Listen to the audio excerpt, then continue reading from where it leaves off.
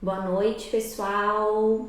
Então, hoje eu tenho a honra de estar aqui pelo Instagram do IAPE para conversar então sobre a aposentadoria da pessoa com deficiência com a doutora Adriana Góes. Aí vamos aguardar então a entrada da doutora Adriana. Boa noite a todos que estão entrando então na nossa live, que vai ser sobre a aposentadoria da pessoa com deficiência, junto com a doutora Adriana Góes. Boa noite a todos. Vamos aguardar um pouquinho, né? O pessoal ir entrando. A doutora Adriana já deve estar ingressando. Muito obrigada por vocês estarem aqui. É uma honra estar no Instagram do IAPE, né? Como representante. Boa noite, Selma. Boa noite, doutor Marcelo. Boa noite, doutora Raquel. Boa noite, Pri Sartori. Boa noite a todos que estão ingressando. Oi, doutora Adriana. Vamos então chamar aqui a doutora Adriana. Está enviando ainda a solicitação. Boa noite. Boa noite, vou ajustar aqui um pouquinho. Só ajustar aqui um pouquinho também. Agora vai dar, tá certinho agora. Tá. Boa noite, então, doutora Adriana. Eu Tudo comentei com o bem. pessoal que nós estamos, então, aqui hoje para conversar, então, sobre a aposentadoria da pessoa com deficiência. É uma honra, né, estarmos pelo Instagram do IAPE. Eu, como Exatamente. representante aqui do... Nós sulistas aqui hoje, né, viemos representar o Sul, né, doutora Adriana? Isso Já eu aí, Rio Grande do sou de Sul e Santa Santa Catarina. Catarina, eu sou de Santa Catarina, a doutora Adriana já vai se apresentar do Rio Grande do Sul. E eu sou representante aqui do Sul de Santa Catarina, o Leandro e Lauro Miller, eu sou vice-presidente aqui da minha subseção. Então, vou passar a palavra para a doutora Adriana, porque ela que vai dar início, então, aos nossos debates. Muito obrigada pela presença e uma boa noite, doutora Adriana. Obrigada, boa noite a todos os colegas, doutora Verusca, doutor Tiago Kidriques, que eu vi que entrou e é uma grande referência para nós aqui no Rio Grande do Sul de direito previdenciário. Então, meu nome é Adriana Góes, eu atuo aqui na cidade de Passo Fundo, interior do Rio Grande do Sul, no direito previdenciário. Hoje eu atuo somente nessa área, que é a minha grande paixão. Eu iniciei na área trabalhista, mas assim que tive contato com o direito previdenciário, o amor foi crescendo e fiquei trabalhando só com essa área. Quero dizer que é uma grande honra falar aqui, dividir esse espaço com a professora, que eu comecei a estimar muito, seguia ela no Instagram, ela produz muito conteúdo bom, muito interessante, então todo mundo que ainda não conhecia, não segue, vai lá que vale muito a pena. Muito vídeo explicativo, tem os cursos dela, depois eu vou pedir para a prof se apresentar e falar um pouquinho para nós, então sigam ela que vale muito a pena, professora Michele Barreto. Também nós tivemos a honra de dividir um evento, né, doutora, que foi a segunda jornada de estudos previdenciários, organizado pela Comissão de Direito Previdenciário lá do Amapá, pela doutora Rayana, que é uma querida, que é a presidente da comissão, organizou esse evento. Então, passei a admirar a professora mais ainda e acompanhar o trabalho dela mais ainda. Então, uma grande honra estar aqui e também quero agradecer ao Instituto. Esse canal é um instituto de muito tempo, 17 anos já. Eu acredito que é o instituto mais antigo que nós temos de advogados de direito previdenciário. Tá, doutora? Então, passo a palavra para a senhora falar um pouquinho do seu início também. Eu gosto bastante de sempre perguntar para os colegas, porque eu sei que isso sempre incentiva quem está começando. E eu assisti a sua live ontem, falou muito sobre o início da advocacia, sobre as oportunidades que nós temos hoje, e com certeza a sua história inspira muitas pessoas. Muito obrigada, é uma honra. Boa noite, Verusca. E boa noite a todos os outros colegas que estão ingressando, Mari, Luiz, enfim. Eu gostaria de agradecer, então, o convite da doutora Adriana Dizer também que é uma honra, que eu admiro o seu trabalho, que já lhe acompanho também há algum tempo. Nós conversamos e combinamos, então, né? E conversamos também, então, aqui com o pessoal do Instituto, que nos recepcionou, né, de braços É. abertos. Nós ficamos muito honradas, né, com essa recepção para que nós pudéssemos hoje, então, conversar um pouquinho sobre a aposentadoria da pessoa com deficiência. Mas com relação, então, à advocacia, né, em si, que eu exerço aqui no sul de Santa Catarina, que ontem eu faço algumas lives sobre a iniciação à advocacia para estimular e para justamente o intuito é bem esse mesmo, doutora Adriana. É para fazer com que as pessoas que estão iniciando agora não desanimem, porque a gente sabe que o início, né, da carreira é difícil. Eu advogo há 15 É. anos, né? Eu comecei há 15 anos atrás, então era uma realidade, um cenário social diferente. Eu sou professora também na universidade aqui da minha cidade, Unibave, há 12 anos. E o que eu posso dizer assim para quem está iniciando? Que realmente, nos primeiros anos de advocacia, você vai enfrentar uma série de percalços, inclusive não só com o despreparo, às vezes no que tange assim, aquela experiência, né, para ação e reação com relação aos atendimentos, com relação, às vezes, ao comportamento devidamente que deva ter nas audiências. Doutor Davi está dando boa noite, doutor Boa Luiz, noite. todos, pessoal. Então, mas principalmente com essa instabilidade financeira que a advocacia, para quem advoga, principalmente para o cidadão, né, no nosso caso de previdenciaristas, então essa instabilidade financeira é onde ela causa, né, no primeiro momento, esse desânimo, digamos assim, inicial, porque a gente sabe que demora um pouquinho, né? Não vai ser no primeira, segunda semana, primeiro mês, infelizmente, que a gente vai ter aquele resultado tão sonhado, né? Mas dizer para vocês que nós temos hoje uma série de situações que facilitam. A esfera administrativa está muito mais facilitada hoje em dia, porque nós temos a situação do eletrônico, né, que pode ser encaminhado, vocês conseguem, então, fazer com que as suas demandas, então, tenham, né, esse pleito atendido de forma mais célere, o que vai gerar esse financeiro um pouco mais rápido. Vocês têm as redes sociais, né, nós aqui conversando e prestando esclarecimentos, né, nos vários institutos, vários advogados se predispondo a essa situação, né, então aproveitem bastante esse momento.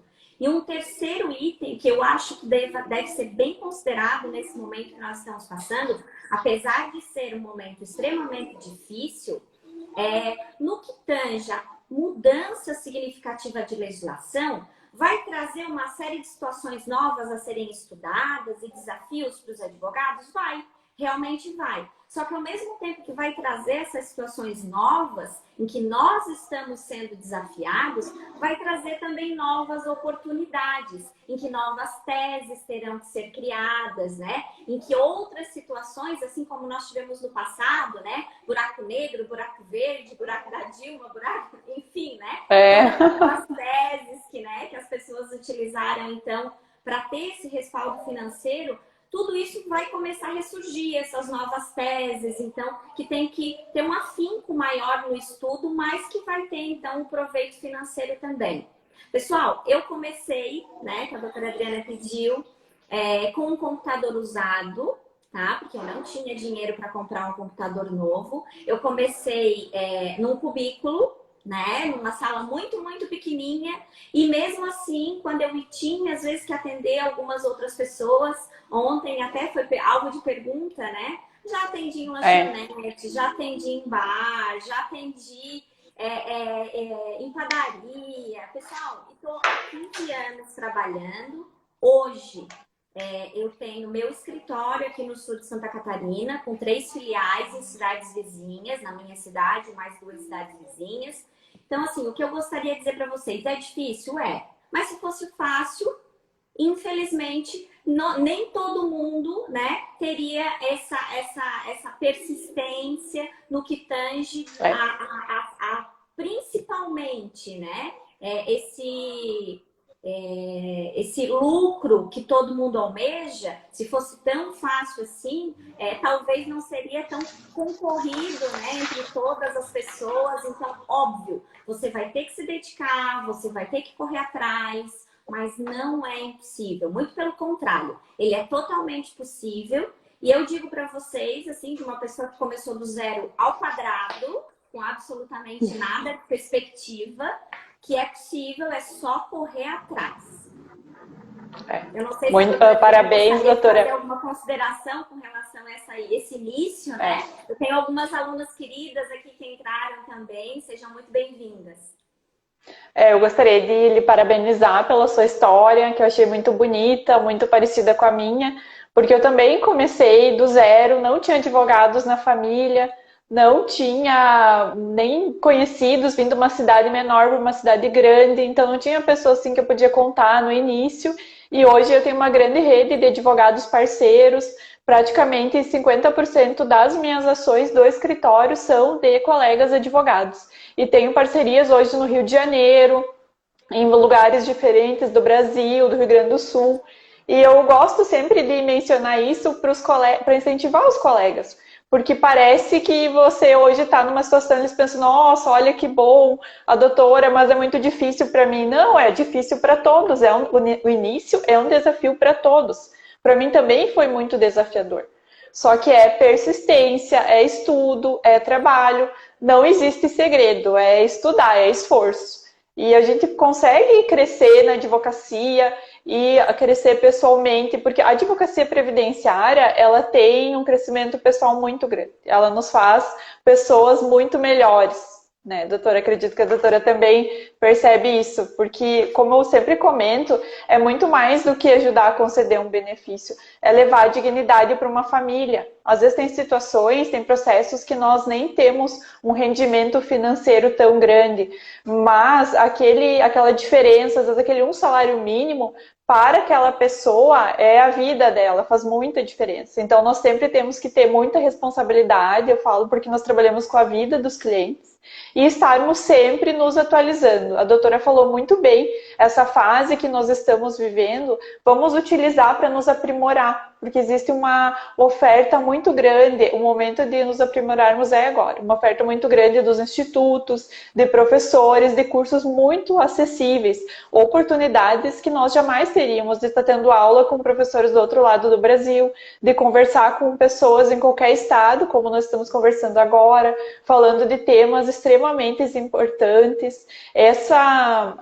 Esse tema da nossa live, que é a aposentadoria da pessoa com deficiência, ela traz inúmeras oportunidades. Quando eu estudei, eu pensei, nossa, essa lei é incrível. Depois da reforma, mais ainda. Além dessas inúmeras possibilidades, ela se manteve, ela não teve alterações.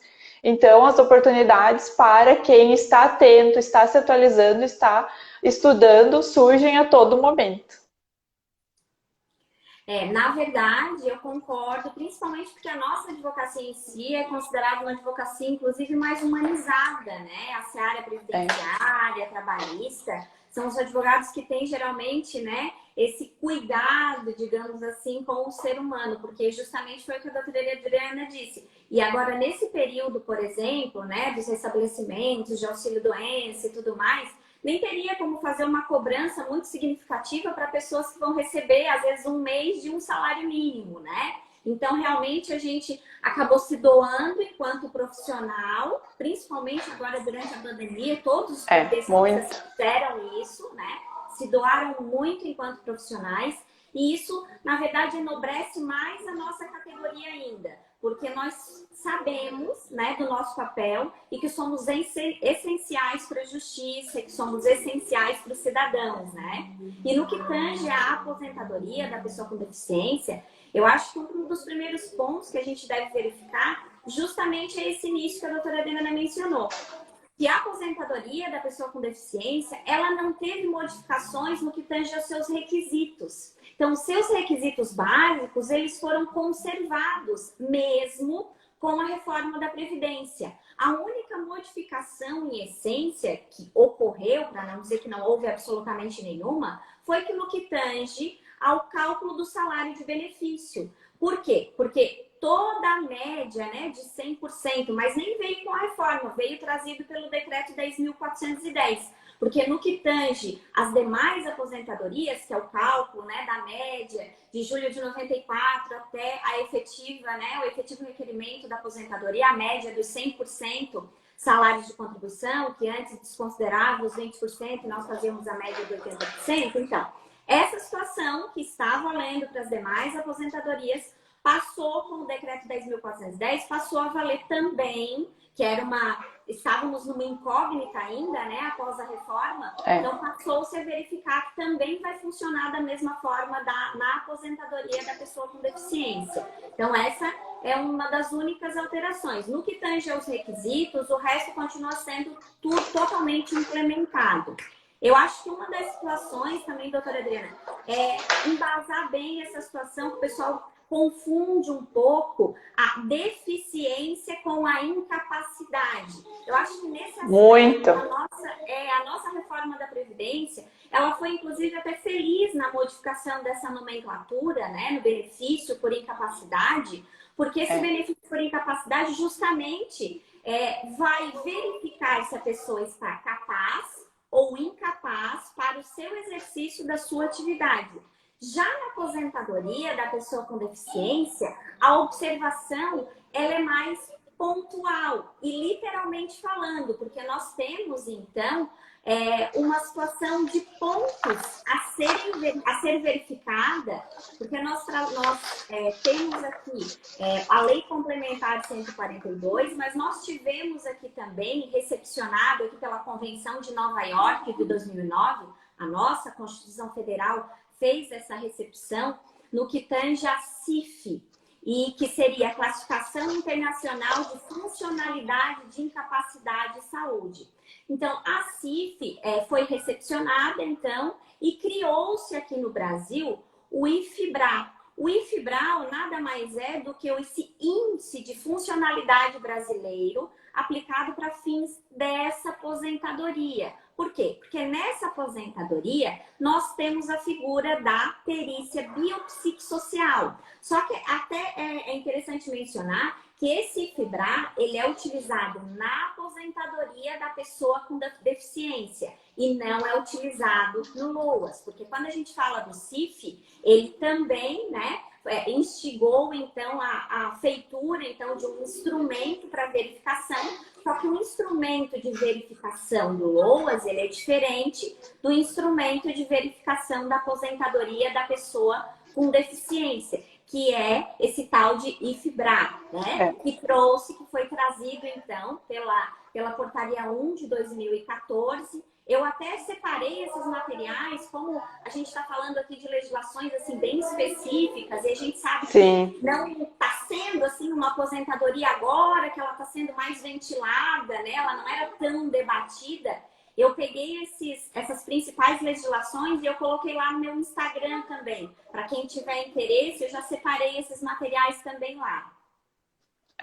Principalmente, doutora, nessa portaria, vale a pena os colegas verificarem, porque ali especifica bem como que vai ser feita a perícia, como serão atribuídos os pontos, toda essa situação que você pode preparar como estratégia processual antes de ingressar com a ação, preparar o cliente, tudo está ali especificado, a pontuação mínima, máxima e até uma situação, porque se receber bastante pontuação, não é enquadrado em pessoa com deficiência, né? Então, quanto menor for a pontuação, quanto maior a dificuldade para que a pessoa enfrente cada participação dela na sociedade vai ser ali colocada. Porque, na verdade, o que diferencia a pessoa portadora de deficiência é que ela tem limitações que impedem a participação dela na sociedade da mesma forma que outras pessoas. Então, é muito caso a caso.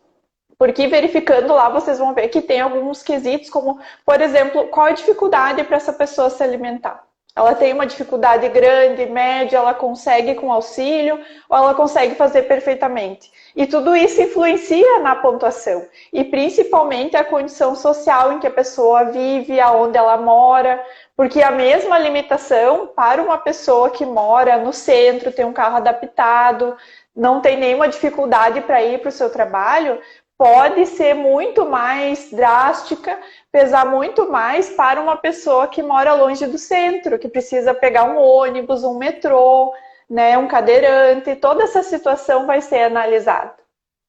Também no que tange a verificação de, às vezes, uma pessoa que mora, por exemplo, eu tenho um caso aqui na minha cidade de uma cadeirante, que daí depois a gente vai verificar, dar uma olhadinha também, que nós temos essa necessidade aí na perícia da data de início, né? Que depois vai ter uma modificação por causa das conversões, no caso da aposentadoria por tempo de contribuição, que é possível fazer essas conversões, né? Mas eu tenho um caso específico aqui de uma colega, porque eu presto assessoria jurídica voluntária há muitos anos aqui para a Associação das Pessoas com Deficiência aqui da minha cidade. E a presidente da associação, no caso, ela é cadeirante, né? De nascença, inclusive. Então, ela faz esse deslocamento, por ser uma cidade menor, ela trabalha, ela é psicóloga formada, né? E ela trabalha, então, numa clínica, então, de psicologia, e ela se desloca, ela tem uma cadeira, não vou saber o nome exato, mas daquelas cadeiras, assim, um pouco mais sofisticadas, que tem motor e tudo mais, né? Que facilita esse deslocamento no que tange ao trânsito, né, e tudo mais, e ela consegue se deslocar da casa dela, do apartamento dela, para o local de trabalho tranquilamente, porque é uma cidade menor, né, e não precisa, inclusive, ela mora sozinha e não precisa de auxílio. Então, nesse caso, é uma situação a verificar com relação a essa pontuação. Por quê? Porque, por exemplo, ela vai sozinha no trabalho, ela mora sozinha. Então, é muito diferente do que se nós fôssemos verificar um cadeirante que mora em São Paulo, Rio de Janeiro, né? Que são cidades maiores, por exemplo, Porto Alegre, né? E que tem que se deslocar do seu local de moradia, que às vezes é um pouco mais afastado, e vai ter que, às vezes, não tem carro adaptado, se vai ter que pegar ônibus, se vai ter, né? Então, por isso que a doutora Adriana mencionou, que cada caso é um caso, porque justamente isso, diferente da incapacidade, o que está sendo verificado aqui é a deficiência e as barreiras que essa deficiência, né, fazem com que essa pessoa, necessariamente na sua vida diária, enfrente. Então, quais barreiras ela tem que superar para manter uma rotina diária sem maiores dispêndios de esforço do que a pessoa dita normal, né? Que eu não gosto muito desse termo, mas enfim, que a pessoa que não teria limitações físicas ou mentais ou psicológicas, né? De nenhuma forma. E é interessante verificar também porque tanto a IN 77 de 2015 quanto a Lei 142 de 2013, porque antes de 2013 nós não tínhamos também essa condição, né, dessa aposentadoria da pessoa com deficiência, mas o que eu acho interessante nessa legislação, tanto no artigo 2º da Lei 142, quanto lá no artigo 114, que traz o artigo 70D também, que traz a conceituação do que seria necessariamente essa deficiência dentro da aposentadoria da pessoa com deficiência. Então, o que ele traz? Ele traz um conceito bem pontual, bem técnico. Ele fala em impedimento de longo prazo, e esse longo prazo é caracterizado na aposentadoria da pessoa com deficiência por, no mínimo, 2 anos de efetiva deficiência, e esses 2 anos de efetiva deficiência estão descritos no artigo 414, parágrafo 4º da IN 77, quanto esse longo prazo tem que ser essa deficiência de natureza física, mental, intelectual ou sensorial. E daí com essa intervenção que eu havia mencionado, de barreiras, né, desobstruir ou não essas barreiras que fazem com que essa pessoa não consiga ter plena participação na sociedade. Então, esse conceito trazido pelo artigo 70D, parágrafo 3º do Decreto 3.048, ele traz bem específico, que também está lá na Lei 142, ele é muito específico e ele diz muito, pormenorizadamente, justamente essa diferença da incapacidade. Porque eu vejo alguns profissionais que ainda fazem essa confusão. E por que a gente não pode fazer essa confusão? Porque no nosso peticionamento, quando nós formos dirigir essa petição da aposentadoria da pessoa com deficiência para o judiciário, nós já vamos ter que tomar um cuidado já inicial. Aonde? Os quesitos. Porque essa quesitação, ela tem que ser específica. Ela não pode ser direcionada para a pessoa com deficiência, no que tange a incapacidade. Ela tem que ser direcionada para a perícia técnica da pessoa com deficiência, que é a perícia médica e a perícia de assistente social, que necessariamente formam, né, uma equipe multidisciplinar da nossa perícia biopsicossocial, que é o quadro que a doutora Adriana acabou de mencionar, que vai fazer o quê? Com que eu analise as condições de deficiência efetiva, que o médico vai fazer isso, e as condições de adaptação à plena, né, situação de sociedade, que é a assistência social, que a cada local específico que esse cidadão se encontra, vai ser feita. Acho que tinha uma perguntinha aqui em cima, que não sei se a doutora Adriana já quer fazer mais alguma consideração. Eu vou procurar. Também, doutora, a senhora colocou muito bem que como as pessoas confundem essa aposentadoria com aposentadoria por invalidez e até mesmo com o BPC. Vários colegas já me perguntaram, mas essa aposentadoria não é o BPC? Né? E não, são coisas bem diferentes. Ou também algumas perguntas, não sei se a doutora já ouviu. Mas quem recebe BPC pode trabalhar? O que acontece? Essa limitação do BPC, ele é pago para a pessoa que não tem condições de se sustentar. Então, ela não está trabalhando quando ela pede o BPC. Acontece muito que algumas pessoas que já recebem o BPC, muitas vezes elas conseguem se colocar no mercado de emprego. Mesmo com a sua limitação, como a gente tem um incentivo e as empresas precisam contratar, elas começam a trabalhar. O que acontece? Esse benefício vai ser cessado. Se depois ela sair do mercado de trabalho, perceber o seguro-desemprego e não conseguir uma nova colocação, ela pode solicitar o benefício de novo. E eu acho que aqui é muito interessante que ela não precisa passar pela perícia mais, nem pela médica, nem pela da assistente social. E às vezes muitas, e acredito que não às vezes, mas muitos e muitos casos, né, doutora, as pessoas não têm esse conhecimento que não precisa passar pela perícia de novo. E também tem mais uma condição especial para a pessoa do BPC que foi trabalhar, que é se ela for contratada na condição de menor aprendiz, como aprendiz, daí seria o caso, ela ainda pode trabalhar e receber concomitantemente, receber os dois, né, concomitante o seu salário e o BPC por 2 anos. Então, são situações que realmente as pessoas, até os próprios colegas desconhecem, há muita confusão nesse sentido. Eu acho que uma outra situação também que é interessante ali mencionar é a situação da prova, quando a gente for verificar, quando a gente fala ali da perícia biopsicossocial, que ela obrigatoriamente na esfera administrativa, né, ela já é feita com observação do IFBRA, só que o que acontece? Às vezes, na esfera judicial, acontece essa confusão.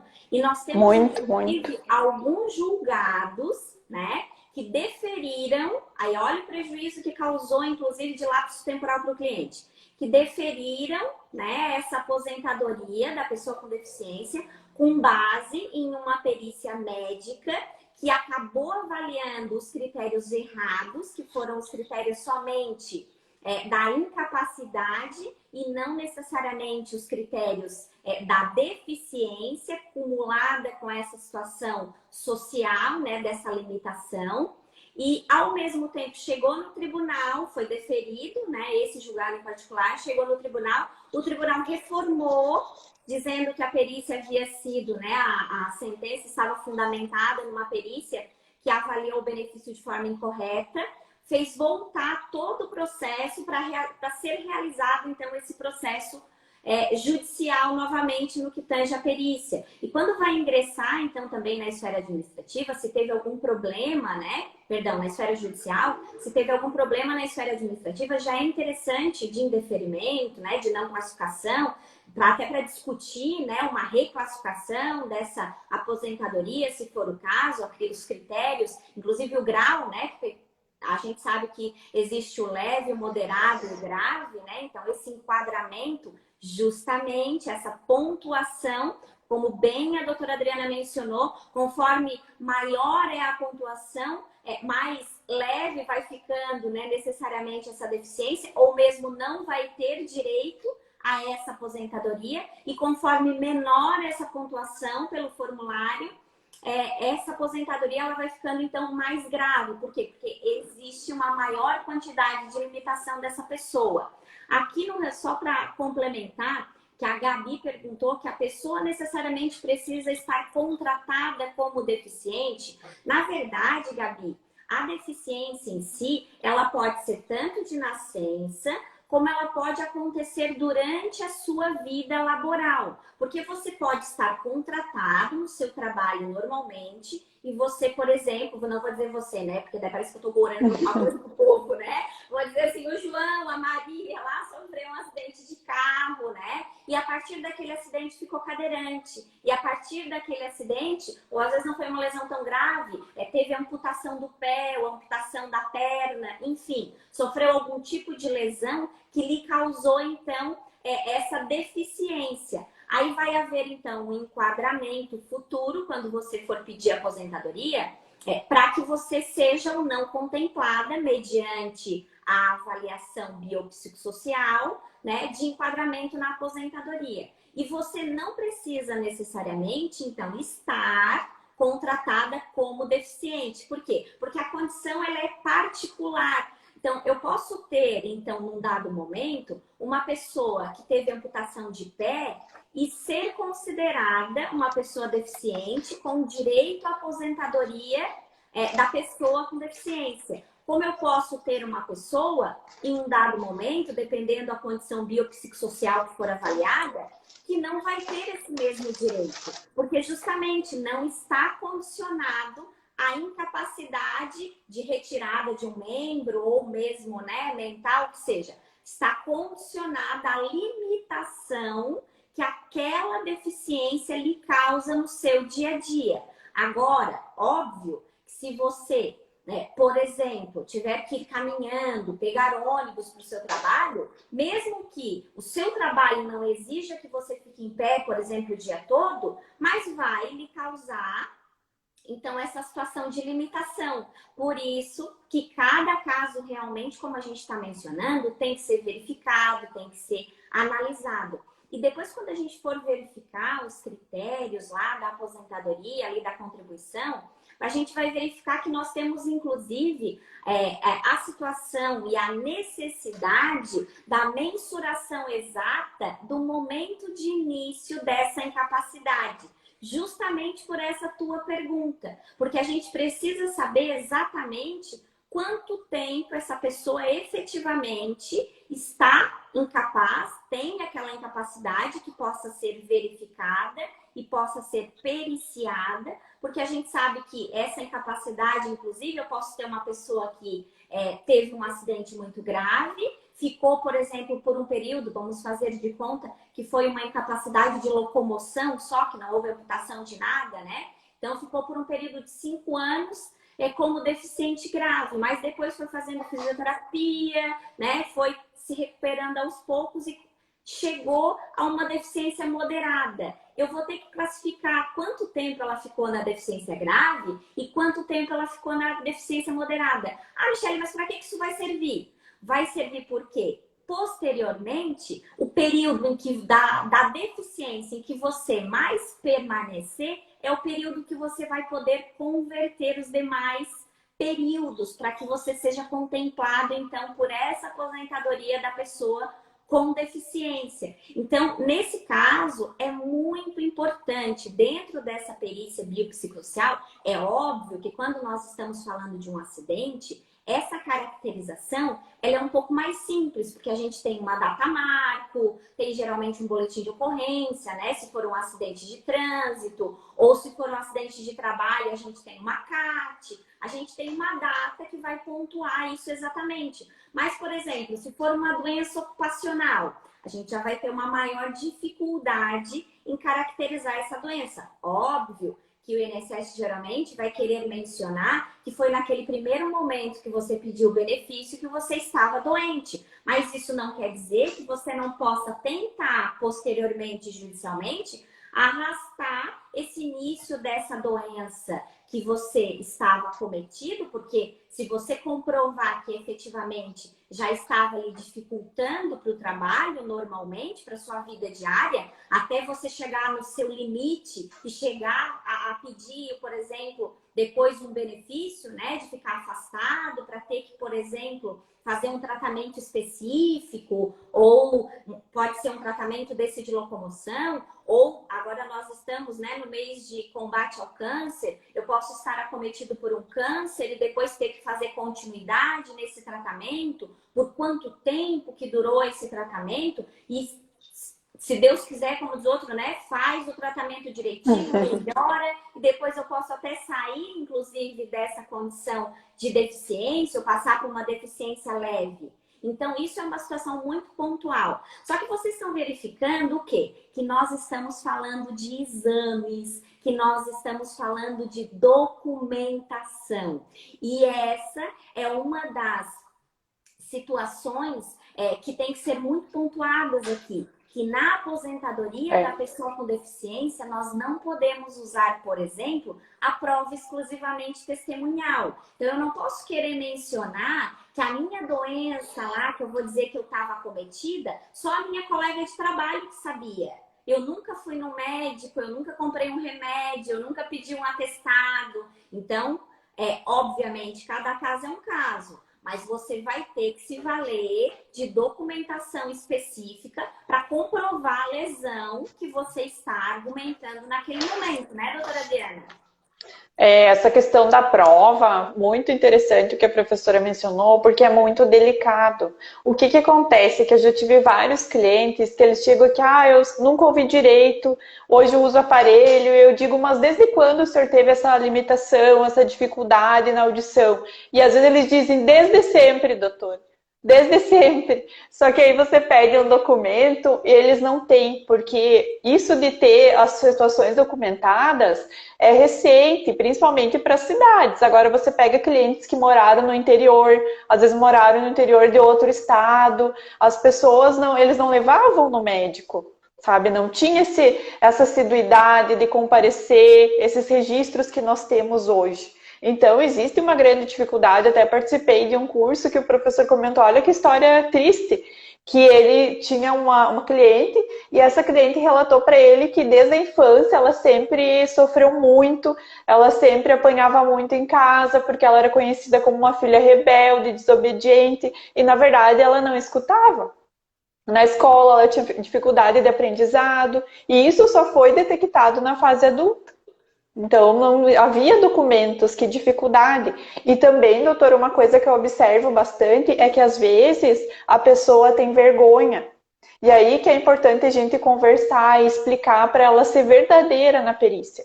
Porque, às vezes, ela tem vergonha de comentar as situações, vergonha de expor as suas limitações. Então, a gente tem que conversar também, orientar nossos clientes, não no sentido de dizer uma situação que não existe, mas no sentido de ser verdadeiros na hora de responder os quesitos.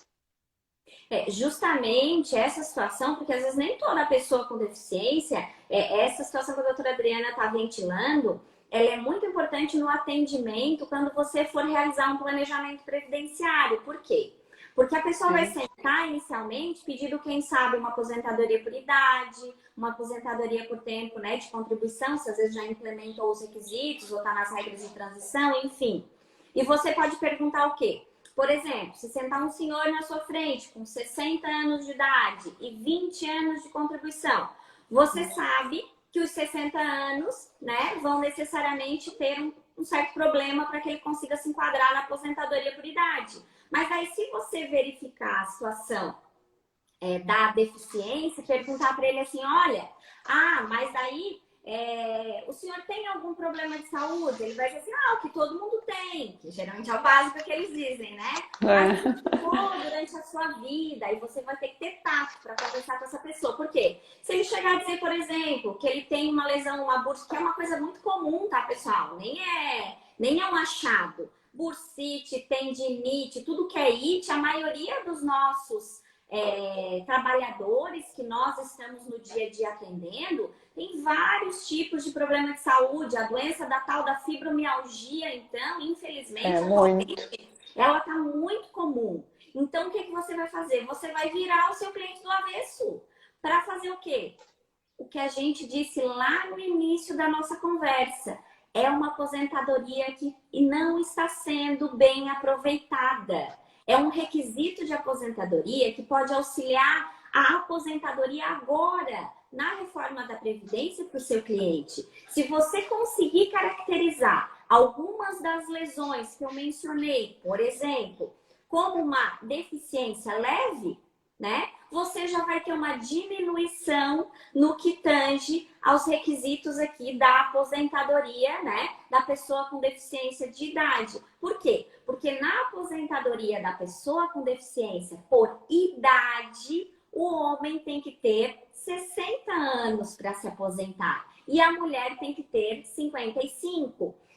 É os mesmos requisitos da aposentadoria rural? Basicamente, a idade seria com os mesmos requisitos da aposentadoria rural.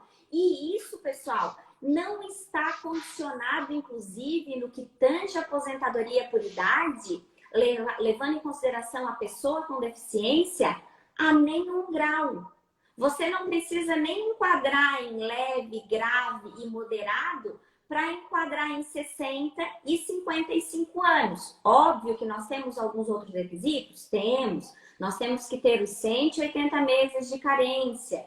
Nós temos que ter os 15 anos, né, de contribuição com a deficiência, que daí tem que ser efetivamente comprovada. Mas daí você vai ter que puxar a lei bonitinha, ler os requisitos e ver se o seu cliente em particular vai se enquadrar. Mas é uma possibilidade que se abre. E essa possibilidade, inclusive, salva o seu cliente das regras de transição, salva o seu cliente da nova, né, condição da aposentadoria pela reforma da Previdência, bem como, isso aí anota com estrelinha, não incide fator previdenciário, né? Não incidia antes da reforma e posterior à reforma da Previdência, indiferente do cálculo, desse enquadramento que vai ser feito na aposentadoria da pessoa com deficiência, não incide, nem nas regras lá que forem enquadradas de transição, não incide o fator previdenciário. Então, isso é um grande diferencial da aposentadoria da pessoa com deficiência, porque nós sabemos que no cálculo em si das nossas médias, né, salariais, o quanto que o fator previdenciário prejudica, né, a vida contributiva dos nossos clientes, né, doutora Adriana? Muito, muito mesmo. E aquilo que eu falei no início, às vezes pode ser uma diferença que para você não seja tão significante, mas para o cliente pode fazer muita diferença na vida dele. É interessante mencionar, ninguém até fez essa pergunta específica, mas assim, a deficiência, porque a aposentadoria foi criada, então, com a legislação em 2013. Essa deficiência, ela tem que ser depois de 2013 ou ela pode ser anterior, então, a essa legislação?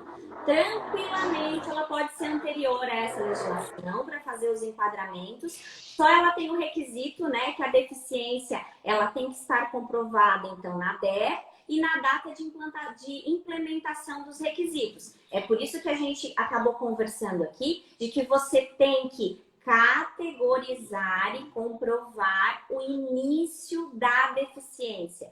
Aí a doutora Adriana mencionou a situação da deficiência auditiva, né? O médico consegue até dimensionar alguns tipos de deficiência, se ela é mais antiga, se ela é mais atual, mesmo que o exame seja mais atual, ele consegue fazer, né, essa análise, se houve essa diminuição gradativa ou não. Uma outra situação, pessoal, com documentos antigos também, fotografias. Eu não sei se vocês utilizam, mas eu utilizo muito fotografia nos meus processos. Quando a gente está falando de lesão física, né? Se você não tiver uma outra forma, que às vezes foi um acidente em casa, porque se enquadra também, essa aposentadoria da pessoa com deficiência se enquadra também no rural, né? Na aposentadoria rural, que a gente já vai mencionar uma particularidade.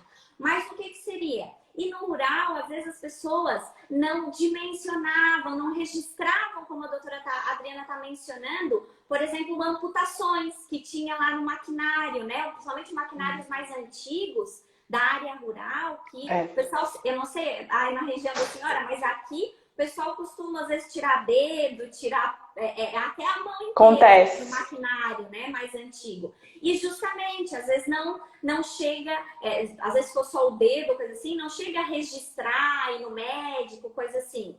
Aí o que faz? Mas às vezes bateu uma foto de família nesse meio tempo, que apareceu lá sem a mão, ou apareceu sem o dedo, ou o que dá para fazer também, pessoal, pedir o prontuário médico em hospitais, se passou pelo pronto-socorro, mesmo que não tenha feito um exame específico, detalhado, mas se foi o pronto-socorro ser atendido, dá para pedir o prontuário do pronto-socorro também. Nos postinhos de saúde, porque hoje é muito comum, né, o pessoal ir primeiro, inclusive tem alguns hospitais que não querem atender, já mandam a pessoa direto para o postinho de saúde, né, doença mental principalmente.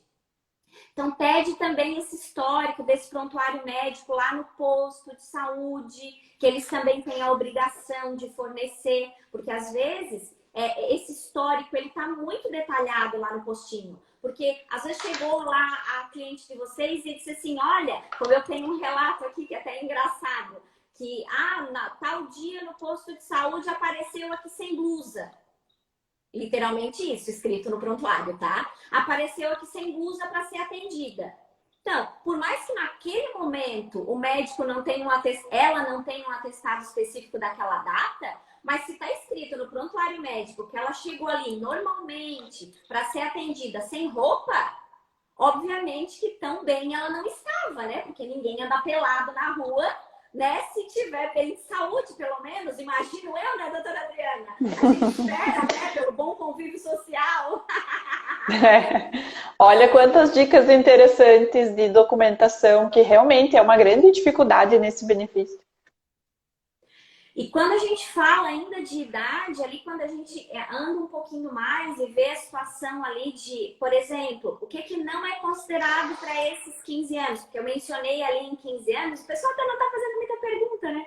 Eu mencionei ali os 15 anos de efetiva deficiência como tempo de contribuição. Mas o que eu posso utilizar, então, para esse tempo de contribuição? Eu posso utilizar atividade rural, mesmo para quem for urbano. Eu posso usar o serviço militar obrigatório, a parte do período de benefício por incapacidade, agora, né, acidentário e previdenciário, desde que intercalado. Fazer a retroação, como a gente havia mencionado, mesmo que aquele exame está naquela data específica, mas eu posso ver prontuários, enfim, outra documentação que eu consiga retroceder um pouco mais, 1 ano, 2, que às vezes já fecha lá o período de aposentadoria dessa pessoa. E no que tange a aposentadoria rural, nós temos então, que é o segurado especial, né? Nós temos então uma tese bem interessante, que é a tese aqui de levar em consideração a inclusão desse benefício, que a princípio seria já, né, nos termos da aposentadoria especial, a idade em si, mas quem sabe essa redução etária demais, no caso essa aplicação em dobro na aposentadoria rural. Mas nós não temos, tá, pessoal? Isso não existe ainda jurisprudência, essa tese, tá? Nós temos aqui, depois para quem quiser, eu posso postar até no meu Instagram. Nós temos uma ação civil pública, tá? E nós temos uma MC 1 de 2018. Nós temos o tema 107 do STJ também, que discute aqui no que tange principalmente a aposentadoria híbrida, para a gente considerar essa situação aqui dos 60 anos, né? Homem, 55 mulher, a carência aqui, mas no que tange específico daí somente ao segurado especial, esse cômputo em dobro. Então, você pode aderir a essa tese, né? Tentar essa tese, só que nós não temos ainda entendimento jurisprudencial no que tange a isso, que seria o quê? Seria utilizar essa redução dos 5 anos, no caso, que agora não é mais 5 para a mulher, né? Já é 7, né? Dos 7 anos mais 5 anos para a mulher e dos 5 anos mais 5 anos para o homem. Existe essa possibilidade, mas é só doutrinária ainda, não é só tese, né? Não é ainda entendimento. Eu não sei se a doutora Adriana gostaria de fazer mais alguma consideração no que tange a aposentadoria por idade, porque nós temos ainda a contribuição aqui para mencionar alguns requisitos, né? Porque na área de vamos... daí já leva em consideração aqui os graus daí já, né? Vamos para a aposentadoria por tempo de contribuição, porque vocês já viram que o conhecimento da professora é imenso e a live é limitada. Pode falar, professora. Porque no que tange a aposentadoria por tempo de contribuição, o cuidado, detectar o grau, então a variação desse grau, porque a gente sabe que pode fazer essa conversão, né, de um tipo de aposentadoria especial em outro, leve, moderado ou grave, e principalmente detectar a deficiência, né, através do médico específico e o início da deficiência. Então, esses requisitos especificamente nós temos aqui o cuidado no que tange, né, a aposentadoria aqui. Nós temos uma carência mínima de 180 meses e vai ter essa redução. Aí o homem no que tange, aí aqui na de tempo de contribuição, ela é um pouquinho diferente porque ela vai variar conforme o grau. O grau grave, então o homem fica em 25, a mulher em 20. No moderado, o homem 29, a mulher 24. E no leve, o homem 33 e a mulher 28. Aí você pode dizer assim, mas daí no leve pouca diferença vai ter. Pessoal, lembrem do fator previdenciário, porque mesmo que no tempo propriamente dito talvez não interfira tão significativamente, mas vai interferir muito significativamente no cálculo desse benefício, que apesar de que nós já tivemos um pouquinho, né, de prejuízo, porque está constando agora, pelo menos isso, né, veio da nova regra do decreto 10.410, que foi a forma de fazer o cálculo de 100%, né, da média de contribuições, não retirando lá as 20% menores, mas ao mesmo tempo não vai ter a incidência, então, do fator. Então, você tem que verificar nesse enquadramento e fazer o cálculo específico do seu cliente, porque, com certeza, você vai ter uma redução considerável de tempo ou uma melhora nesse salário necessariamente. E esse tempo aqui, necessariamente, na aposentadoria, ele tem que ser verificado. A alíquota também, pessoal, de contribuição, é interessante mencionar que a contribuição ela tem que acontecer para a aposentadoria por tempo de contribuição na alíquota de 20%. Mas eu não fiz, eu sou lá da alíquota do doméstico, do contribuinte individual. Aí você faz a complementação da alíquota para poder se utilizar, então, da aposentadoria da pessoa com deficiência. Senão você não vai conseguir utilizar necessariamente, tá, pessoal? Também é interessante mencionar, porque isso, obviamente, vai travar lá o cliente de vocês. É possível, pessoal, converter, então, o tempo comum em deficiência. Aí nós temos aqui as tabelas específicas, tá? Que propiciam, então, e facilitam e fazem com que essa pessoa possa ter, mediante aquele fator de conversão, possa fazer, então, essa conversão específica para que consiga efetivamente se aposentar. Uma outra dica interessante, porque não vai dar para a gente ficar dando muito exemplo aqui das tabelas, até porque eu queria mostrar e pontuar necessariamente, né, as tabelas, mas uma outra situação bem interessante é da aposentadoria especial, tá? Porque a aposentadoria especial aqui, ela também pode ser beneficiada pela aposentadoria da pessoa com deficiência. E por que nesse caso aqui ela vai poder ser beneficiada? Porque a aposentadoria especial, a conversão do deficiente em especial, né, do tempo de serviço de deficiente em especial, ele não é possível a conversão. Mas, em especial, para aposentadoria por deficiente, é possível a conversão. Uma outra situação, se você for beneficiário ao mesmo tempo da aposentadoria especial, no caso uma enfermeira, por exemplo, você trabalha, né, num ambiente insalubre, mas ao mesmo tempo que você trabalha num ambiente insalubre, você é cadeirante ou você, né, tem algum outro tipo de deficiência.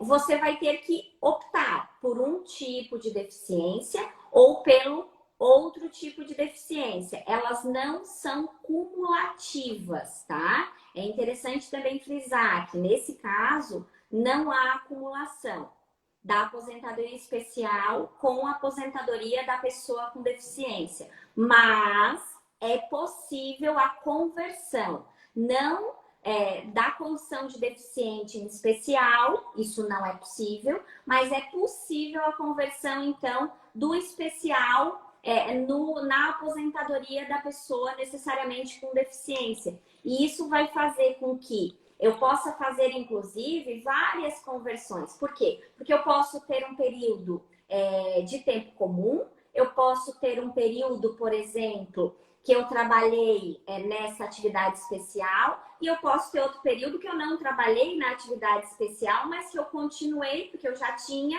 a deficiência grave, por exemplo, né? Então, isso vai fazer com que eu possa fazer essas conversões, só que aqui nós temos, são tabelas diferenciadas, não é o mesmo parâmetro de conversão. Eu tenho parâmetro de conversão específico para aposentadoria especial e eu tenho as tabelas diferenciadas na aposentadoria por tempo de contribuição, mas só para você saber e ventilar isso no seu dia a dia, né, do seu cliente, para que você possa utilizar isso nos seus cálculos. E é uma outra possibilidade que muitas vezes não é trazida pelos programas de cálculo, então você presta atenção também com relação a isso, que vai melhorar muito ou às vezes até possibilitar essa aposentadoria do seu cliente. Né, doutora Adriana? Porque a gente sabe que a gente anda fazendo mágica aqui no nosso dia a dia, né? A gente não sabe o que a gente faz para converter, né, doutora? Esses tempos todos, né? Principalmente quando a gente verifica que essa pessoa, por exemplo, eles chegam aqui para fazer o planejamento. Aí a gente fica investigando se tem tempo militar, se tem o tempo lá, né, rural. Aí se fez a averbação do tempo rural, que muitas pessoas ainda me perguntam isso. Ah, mas eu posso fazer só a averbação do tempo rural? Pode, meus amores. Obviamente que vocês podem fazer só a averbação do tempo rural. Ainda o INSS, eu não sei se por comodidade ou mesmo por não querer mais um requerimento administrativo, né, doutora Adriana? Não botou essa função específica, né, para nos tolher, quem sabe, esse direito. Mas é possível em que pese fazer um requerimento, né, na aposentadoria, claro, na aposentadoria por tempo de contribuição e pedindo, mas não fechou o tempo, não tem problema, faz a averbação do rural mesmo que não tenha fechado o tempo, eles são obrigados a reconhecer, porque não tem requerimento específico.